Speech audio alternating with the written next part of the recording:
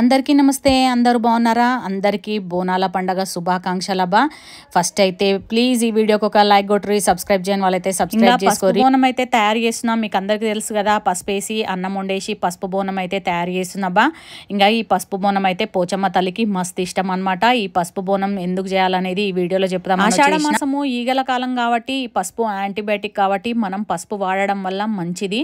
మనకేమన్నా రోగాలు ఉంటే కూడా పోతాయి అనమాట. అందుకే పసుపు బోనము అమ్మవారికి బోనం పెట్టిన తర్వాత ఈ పసుపన్నము మనము తీసుకోవాలన్నమాట. ఇది తినడం వల్ల హెల్త్ కి అయితే చాలా మంచిది. లాస్ట్ ఇయర్ ఈ పసుపు బోనం వల్లనే నాకు ఛానల్లో గ్రోత్ వచ్చిందబ్బా.